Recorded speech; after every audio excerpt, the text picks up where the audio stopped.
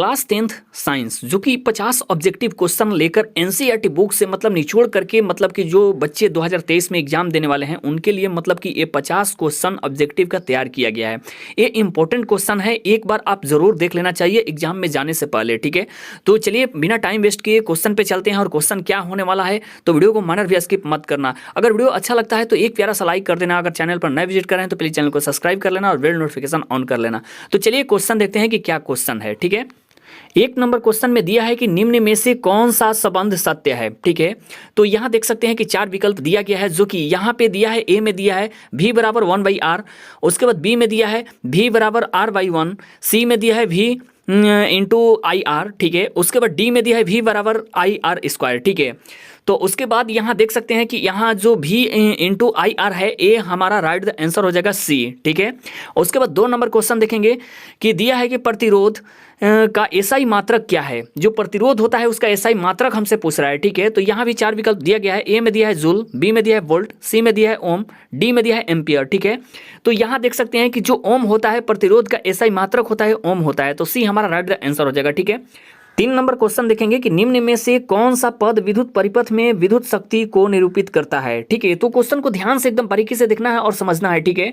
तो यहाँ चार विकल्प दिया गया है कि ए में दिया है I²R, बी में दिया है IR², सी में दिया है V²I, डी में दिया है VI², ठीक है। तो ये देखिए ए हमारा राइट द आंसर हो जाएगा, इसका होता है I²R, ठीक है। उसके बाद 4 नंबर क्वेश्चन देखेंगे कि स्थिर विद्युत में आवेश मतलब क्या होता है, ठीक है। तो यहाँ भी चार विकल्प दिया गया है। ए में दिया है विरामावस्था में रहते हैं, बी में दिया है गति की अवस्था में रहते हैं, सी में दिया है दोनों अवस्था में रहते हैं, डी में दिया है किसी भी अवस्था में नहीं रहते हैं, ठीक है। तो इसका राइट द आंसर हो जाएगा ए, जो कि विरामा अवस्था में रहते हैं, ठीक है। उसके बाद 5 नंबर क्वेश्चन देखेंगे कि धारा विद्युत में आवेश रहते हैं, ठीक है। तो यहाँ भी चार विकल्प दिया गया है, जो कि विरामावस्था में, बी में दिया है गति की अवस्था में, सी में दिया है किसी भी अवस्था में रह सकते हैं, ठीक है। डी में दिया है इनमें से कोई नहीं, ठीक है। तो एक गति की अवस्था में रहते हैं, तो बी हमारा राइट आंसर हो जाएगा, ठीक है। उसके बाद 6 नंबर क्वेश्चन देखेंगे कि ऊर्जा का एसआई मात्रक होता है, ठीक है। तो यहाँ देख सकते हैं कि चार विकल्प दिया गया है। ए में दिया है कैलोरी, बी में दिया है जूल, सी में दिया है ताप, डी में दिया है इनमें से कोई नहीं, ठीक है।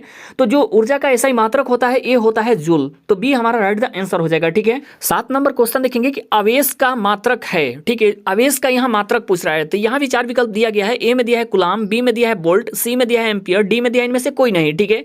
तो देखिए आवेश का मात्रक होता है कुलाम होता है, तो ये हमारा राइट द आंसर हो जाएगा, ठीक है। उसके बाद 8 नंबर क्वेश्चन देखेंगे कि विद्युत धारा का एसआई मात्रक है, ठीक है। तो यहाँ भी चार विकल्प दिया गया है। ए में दिया है वोल्ट, बी में दिया है कुलाम, सी में दिया है वाट, डी में दिया है एम्पियर, ठीक है। तो यहाँ डी हमारा राइट द आंसर हो जाएगा एम्पियर, ठीक है। जो विद्युत धारा का एसआई मात्रक होता है ये एम्पियर होता है, ठीक है। उसके बाद 9 नंबर क्वेश्चन देखेंगे कि विद्युत शक्ति का एसआई मात्रक है, मतलब कि ये देखिए जो एसआई मात्रक है ना ये 100% देख लेना एक बार फुल, ठीक है। तो उसके बाद यहाँ भी चार विकल्प दिया गया है। ए में दिया है 1 वाट, बी में दिया है वोल्ट, सी में दिया है जूल प्रति सेकंड, डी में दिया है जूल प्रति घंटा, ठीक है। तो ये होता है जो विद्युत शक्ति का एसआई मात्रक होता है ये 1 वाट होता है, ठीक है। उसके बाद 10 नंबर क्वेश्चन देखेंगे कि 1 किलोवाट घंटा का व्यवहारिक मात्रक क्या है, ठीक है। जो 1 किलोवाट घंटा होता है, ठीक है। तो यहाँ भी चार विकल्प दिया गया है कि ए में दिया है यूनिट, बी में दिया है वाट, सी में दिया है वाट घंटा, डी में दिया है जूल प्रति घंटा, ठीक है। तो ये होता है यूनिट होता है, ठीक है। 1 किलोवाट घंटा का मतलब होता है कि 1 यूनिट का बात मतलब कि ये यूनिट होता है, ठीक है। तो ये हमारा राइट आंसर हो जाएगा, ठीक है। उसके बाद 11 नंबर क्वेश्चन देखेंगे कि 1 जूल का मान होता है, मतलब 1 जूल बराबर कितना कैलोरी होता है, ठीक है। यहाँ कैलोरी में हमसे पूछ रहा है, ठीक है। तो यहाँ चार विकल्प दिया गया है। ए में दिया है 4.18 कैलोरी, बी में दिया है 0.24 कैलोरी, सी में दिया है 0.42 कैलोरी, डी में दिया है इनमें से सभी सत्य हैं, ठीक है। तो देखिए इसमें होता है 1 जूल का मान होता है, बी हमारा राइट आंसर हो जाएगा, जो कि 0.24 कैलोरी होता है, ठीक है। उसके बाद 12 नंबर क्वेश्चन देखेंगे कि शुष्क सेल में ऋण इलेक्ट्रोड किस धातु का होता है, ठीक है। तो यहाँ भी चार विकल्प दिया गया है। ए में दिया है कार्बन का, बी में दिया है जस्ता का, सी में दिया है तांबा का, डी में दिया है इनमें से कोई नहीं, ठीक है। तो बी हमारा राइट आंसर हो जाएगा जस्ता का होता है। जो शुष्क सेल होता है ये जस्ता का होता है, ठीक है। उसके बाद 13 नंबर क्वेश्चन देखेंगे कि शुष्क सेल में धन इलेक्ट्रोड किस धातु का होता है, जो धन होता है। तो यहाँ भी चार विकल्प दिया गया है। ए में दिया है कॉपर का, बी में दिया है जस्ता का, सी में दिया है कार्बन का, डी में दिया है लोहा का, ठीक है। तो जो शुष्क सेल में धन इलेक्ट्रोड होता है ये मतलब कार्बन का होता है, ठीक है। लेकिन अगर यही ऋण का बात करते हैं तो वो जस्ता का होता है, ठीक है। तो ये ध्यान दीजिएगा, ठीक है। उसके बाद 14 नंबर क्वेश्चन देखेंगे, 1 वोल्ट कहलाता है, जो 1 वोल्ट कहलाता है इसका मतलब क्या होता है, ठीक है। तो यहाँ 4 विकल्प दिया गया है। ए में दिया है 1 जूल प्रति सेकंड, बी में दिया है 1 जूल प्रति कूलाम, सी में दिया है 1 जूल प्रति एम्पियर, डी में दिया है इनमें से कोई नहीं, ठीक है। तो देखिए 1 वोल्ट कहलाता है वो होता है 1 जूल प्रति कूलाम, बी हमारा राइट आंसर हो जाएगा, ठीक है। उसके बाद 15 नंबर क्वेश्चन देखेंगे कि विभवांतर मापने वाले यंत्र को कहा जाता है, जो विभवांतर होता है उसका मापने वाले यंत्र को क्या कहा जाता है, ठीक है। तो यहाँ भी 4 विकल्प दिया गया है। ए में दिया है आमीटर, बी में दिया है वोल्ट मीटर, सी में दिया है गैल्वेनोमीटर, डी में दिया है इनमें से कोई नहीं, ठीक है। तो बी हमारा राइट आंसर हो जाएगा। इसको कहते हैं वोल्ट मीटर कहते हैं, जो विभवांतर मापने का यंत्र होता है वोल्ट मीटर कहा जाता है उसे, ठीक है। उसके बाद 16 नंबर क्वेश्चन देखेंगे, किसी कुंडली का प्रतिरोध ज्ञात करने का सूत्र होता है, जो कुंडली का प्रतिरोध ज्ञात करने का सूत्र फार्मूला क्या होता है, ठीक है। तो यहाँ भी 4 विकल्प दिया गया है। ए में दिया है R बराबर V गुणे आई, उसके बाद बी में दिया है R बराबर V बाई आई, सी में दिया है R बराबर कैपिटल आई बटा स्मॉल भी, ठीक है। उसके बाद डी में दिया है कि R बराबर V माइनस आई होता है, ठीक है। तो मतलब क्या होता है इसमें, ठीक है। तो इसमें होता है कि R बराबर V स्मॉल मतलब छोटा में होता है V बाई आई होता है, तो बी हमारा राइट आंसर हो जाएगा, ठीक है। उसके बाद 17 नंबर क्वेश्चन देखेंगे कि बिजली के फ्यूज का तार बना होता है, मतलब क्या चीज़ से बना होता है, जो बिजली का फ्यूज का तार होता है क्या चीज़ से बना होता है, ठीक है। तो यहाँ भी 4 विकल्प दिया गया है। ए में दिया है टीन का, बी में दिया है तांबे का, सी में दिया है तांबे और टीन दोनों का, डी में दिया है इनमें से कोई नहीं, ठीक है। तो इसमें से सी हमारा राइट आंसर हो जाएगा, जो तांबे और टीन दोनों का बना होता है, ठीक है। 18 नंबर क्वेश्चन देखेंगे कि बल्ब के तंतुओं को बनाने में टंगस्टन का उपयोग क्यों किया जाता है, ठीक है। तो यहाँ टंगस्टन का बात आ गया है कि बल्ब को तंतुओं को बनाने में, ठीक है, मतलब क्यों किया जाता है, ठीक है। तो यहाँ भी 4 विकल्प दिया गया है। ए में दिया है क्योंकि इसका गलनांक 3380 डिग्री सेंटीग्रेड है, उसके बाद बी में दिया है कि क्योंकि यह निम्न ताप पर पिघलता है, सी में दिया है कि क्योंकि इसका गलनांक 100 डिग्री सेंटीग्रेड से 200 डिग्री सेंटीग्रेड के बीच है, ठीक है। और डी में दिया है कि क्योंकि इसका गलनांक 3000 डिग्री सेंटीग्रेड है, ठीक है। तो देखिए ये हमारा राइट आंसर हो जाएगा, क्योंकि इसका गलनांक 3380 डिग्री सेंटीग्रेड होता है, ठीक है। उसके बाद 19 नंबर क्वेश्चन देखेंगे कि 1 eV इलेक्ट्रॉन मतलब कि वोल्ट बराबर होता है, ठीक है। तो यहाँ 4 विकल्प दिया गया है। ए में दिया है 1.6 गुने 10 के पावर माइनस 19 जूल, बी में दिया है 1.6 गुने 10 के पावर माइनस 30 जूल, ठीक है। सी में दिया है 1.6 गुने 10 के पावर 27 जूल, डी में दिया है इनमें से कोई नहीं, ठीक है। तो इसमें से हमारा राइट आंसर हो जाएगा ए, हमारा राइट आंसर हो जाएगा, ठीक है। 1.0 गुने 10 के पावर माइनस 19 जूल होता है, ठीक है। 20 नंबर क्वेश्चन देखेंगे 1 MA बराबर कितना होता है, ठीक है। यहाँ 4 विकल्प दिया गया है। ए में दिया है 10 की पावर माइनस 3A, बी में दिया है 10 के पावर माइनस 2A, सी में दिया है 10 के पावर माइनस 1A, डी में दिया है 10 के पावर माइनस 11A, ठीक है। तो इसमें से देखिए जो 1 MA बराबर होता है 10 के पावर माइनस 3A होता है, ठीक है। तो ये हमारा राइट आंसर हो जाएगा, ठीक है। उसके बाद 21 नंबर क्वेश्चन देखेंगे 1 ओम A बराबर कितना होता है, ठीक है। तो यहाँ भी 4 विकल्प दिया गया है। ए में दिया है 10 के पावर माइनस 5A, बी में दिया है 10 के पावर माइनस 4A, उसके बाद सी में दिया है 10 के पावर माइनस 3A, डी में दिया है 10 के पावर माइनस 6A, ठीक है। तो ये जो 1 ओम ए बराबर होता है ये होता है 10 के पावर माइनस 6A, तो डी हमारा राइट आंसर हो जाएगा, ठीक है। 22 नंबर क्वेश्चन देखेंगे चालक में इलेक्ट्रॉन तभी गमन कर सकता है जब चालक के अनुदिश मतलब होता है, ठीक है। तो यहाँ भी 4 विकल्प दिया गया है, जो कि ए में दिया है विद्युत दाब में कोई अंतर नहीं होता है, बी में दिया है विद्युत दाब में अंतर होता है, सी में दिया है कि विद्युत दाब सभी स्थानों पर समान होता है, डी में दिया है विद्युत दाब का कोई महत्व नहीं है, ठीक है। तो बी हमारा राइट आंसर हो जाएगा, जो कि विद्युत दाब में अंतर होता है, ठीक है। उसके बाद 23 नंबर क्वेश्चन देखेंगे अगर Q आवेश विभवांतर V से प्रवाहित हो तो किया गया कार्य होगा, मतलब क्या होगा, ठीक है। तो यहाँ भी 4 विकल्प दिया गया है, जो कि ए में दिया है V बाई Q कैपिटल में है, ठीक है। उसके बाद बी में दिया है Q बाई V, उसके बाद सी में दिया है V इंटू Q, डी में दिया है V माइनस Q, ठीक है। सी हमारा राइट आंसर हो जाएगा V इंटू Q, ठीक है। उसके बाद 24 नंबर क्वेश्चन देखेंगे सेल बाहरी परिपथ में जिस प्लेट से धारा भेजी जाती है उस सेल को कहते हैं, मतलब क्या कहते हैं, ठीक है। तो यहाँ देखिए ए में दिया है धन ध्रुव, बी में दिया है ऋण ध्रुव, सी में दिया है दोनों, डी में दिया है इनमें से कोई नहीं, ठीक है। तो इसको हम क्या बोलते हैं, धन ध्रुव बोलते हैं, तो ये हमारा राइट आंसर हो जाएगा, ठीक है। उसके बाद 25 नंबर क्वेश्चन देखेंगे किसी चालक का प्रतिरोध निर्भर करता है, मतलब क्या चीज़ पे, ठीक है। ए में दिया है चालक की लंबाई पर, बी में दिया है चालक के अनुप्रस्थ काट के क्षेत्रफल पर, सी में दिया है चालक की प्रकृति पर, डी में दिया है उपरोक्त सभी पर। ठीक है, तो देख सकते हैं कि यहाँ अगर किसी चालक का प्रतिरोध निर्भर करता है तो चालक की लंबाई पर भी करता है, और चालक के अनुप्रस्थ काट के क्षेत्रफल पर भी करता है, उसके बाद चालक की प्रकृति पर भी करता है। तो डी हमारा राइट आंसर हो जाएगा, क्योंकि ये सभी बात सही है। ठीक है, 26 नंबर क्वेश्चन देखेंगे, किसी अस्थायी विद्युत धारा आई द्वारा समय 1 में उत्पन्न ऊष्मा की मात्रा क्या है यदि ऊष्मा, तो यहाँ देख सकते हैं कि 4 विकल्प दिया गया है, जो कि एच बराबर दिया है वी टी, बी में दिया है एच बराबर वी आई टी, सी में दिया है एच बराबर V I T Y T दिया है, उसके बाद डी में दिया है एच बराबर वी टी वाई आई। ठीक है, तो इसमें हमारा बी हमारा राइट आंसर हो जाएगा, जो कि एच बराबर होता है वी कैपिटल आई टी होता है, स्मॉल टी होता है। ठीक है, उसके बाद 27 नंबर क्वेश्चन देखेंगे कि जिन पदार्थों में विद्युत मुक्त रूप से प्रवाहित हो सकती है उन्हें कहते हैं, मतलब क्या कहते हैं। तो यहाँ 4 विकल्प दिया गया है, ए में दिया है अर्ध विद्युत चालक, बी में दिया है विद्युत रोधी, सी में दिया है विद्युत चालक, डी में दिया है इनमें से कोई नहीं। ठीक है, तो इसमें होता है विद्युत चालक होता है, तो सी हमारा राइट आंसर हो जाएगा। ठीक है, उसके बाद 28 नंबर क्वेश्चन देखेंगे, जिन पदार्थों से विद्युत प्रवाह आसानी से नहीं होता है उसे कहते हैं, मतलब क्या कहते हैं उसे। ठीक है, तो यहाँ भी 4 विकल्प दिया गया है, ए में दिया है विद्युत रोधी, बी में दिया है विद्युत चालक, सी में दिया है ए और बी दोनों, डी में दिया है इनमें से कोई नहीं। ठीक है, तो इसे हम बोलते हैं विद्युत रोधी बोलते हैं, विद्युत रोधी बोलते हैं, तो ये हमारा राइट आंसर हो जाएगा। ठीक है, उसके बाद 29 नंबर क्वेश्चन देखेंगे, विद्युत प्रवाह की दिशा मानी जाती है, मतलब कैसे। ठीक है, यहाँ भी 4 विकल्प दिया गया है, ए में दिया है ऋण ननल से धन टर्मिनल की ओर, उसके बाद बी में दिया है धन टर्मिनल से ऋण टर्मिनल की ओर, सी में दिया है किसी भी दिशा में, डी में दिया है इनमें से कोई नहीं। ठीक है, तो देखिए बी हमारा राइट आंसर हो जाएगा, जो धन टर्मिनल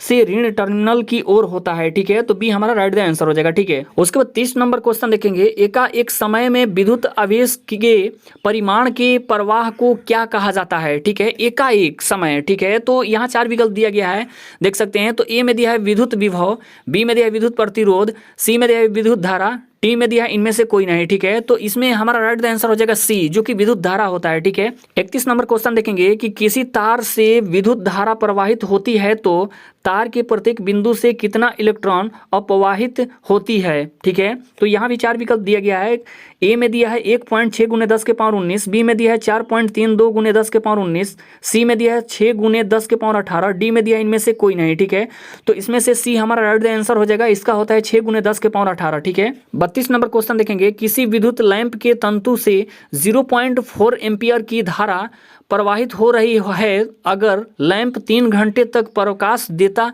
है तो प्रवाहित आवेश है, मतलब कितना होगा। ठीक है, मतलब प्रवाहित आवेश जो होगा वो कितना होगा। ठीक है, तो यहाँ भी 4 विकल्प दिया गया है, ए में दिया है 4320 कूलाम, बी में दिया है 1.6 × 10⁻19 कूलाम, सी में दिया है 1.6 × 10⁻19 कूलाम, डी में दिया है इनमें से कोई नहीं। ठीक है, तो देखिए इसमें होता है 4320 कूलाम होता है, तो ये हमारा राइट आंसर हो जाएगा। ठीक है, उसके बाद 33 नंबर क्वेश्चन देखेंगे कि किसी विद्युत परिपथ में परिपथ के प्रतिरोध को परिवर्तित करने के लिए किस युक्ति का उपयोग किया जाता है। ठीक है, तो यहाँ भी 4 विकल्प दिया गया है, ए में दिया है धारा नियंत्रक, बी में दिया है परिवर्तित प्रतिरोध, सी में दिया है ए और बी दोनों, डी में दिया है इनमें से कोई नहीं। ठीक है, तो देखिए इसमें होता है धारा नियंत्रक होता है, तो ए हमारा राइट आंसर हो जाएगा। ठीक है, 34 नंबर क्वेश्चन देखेंगे, कोई विद्युत बल्ब 220 वोल्ट के जनित्र से संयोजित है, यदि बल्ब से 0 से लेकर मतलब कि 50 एम्पियर विद्युत धारा प्रवाहित होती है तो बल्ब की शक्ति होगी। ठीक है, तो बल्ब की शक्ति मतलब क्या होगी। ठीक है,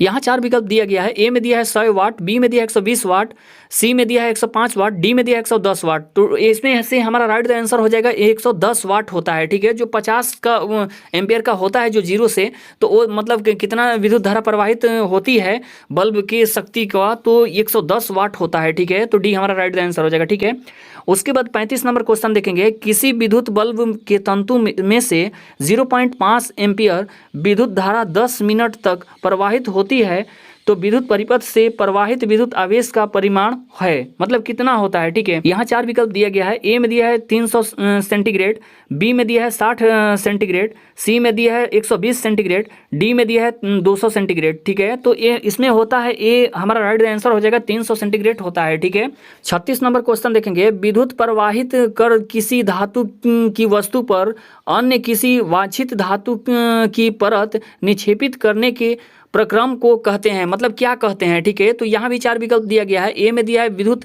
लेपन, बी में दिया है विद्युत अपघटन, सी में दिया है ए और बी दोनों, डी में दिया है इनमें से कोई नहीं। ठीक है, तो इसको हम बोलते हैं विद्युत लेपन बोलते हैं, तो ये हमारा राइट आंसर हो जाएगा। ठीक है, 37 नंबर क्वेश्चन देखेंगे। विद्युत बल्ब के भीतर निष्क्रिय गैस भरी जाती है, क्यों। ठीक है, तो यहाँ पे देख सकते हैं कि 4 विकल्प दिया गया है। ए में दिया है रोशनी तेजी करने के लिए, बी में दिया टंगस्टन के वाष्पन को रोकने के लिए, सी में दिया बल्ब की सुरक्षा के लिए, डी में दिया इनमें से कोई नहीं। ठीक है, तो इसमें से बी हमारा राइट आंसर हो जाएगा, जो टंगस्टन के वाष्पन को रोकने के लिए। ठीक है, 38 नंबर क्वेश्चन देखेंगे। विद्युत बल्ब का फिलामेंट होता है, जो फिलामेंट जो तार होता है वो मतलब क्या चीज का होता है। ठीक है, तो यहाँ 4 विकल्प दिया गया है। ए में दिया टंगस्टन का, बी में दिया तांबा का, सी में दिया प्लेटिनम का, डी में दिया है इनमें से कोई नहीं। ठीक है, तो ये टंगस्टन का होता है। ठीक है, तो ये हमारा राइट आंसर हो जाएगा। ठीक है, उसके बाद 39 नंबर क्वेश्चन देखेंगे। विद्युत चुंबक बनाने के लिए उपयुक्त पदार्थ हैं, जो चुंबक बनाया जाता है विद्युत चुंबक, वो मतलब क्या चीज का, मतलब किस पदार्थ का होता है। ठीक है, तो यहाँ 4 विकल्प दिया गया है। ए में दिया है नर्म लोहा का, बी में दिया है इस्पात का,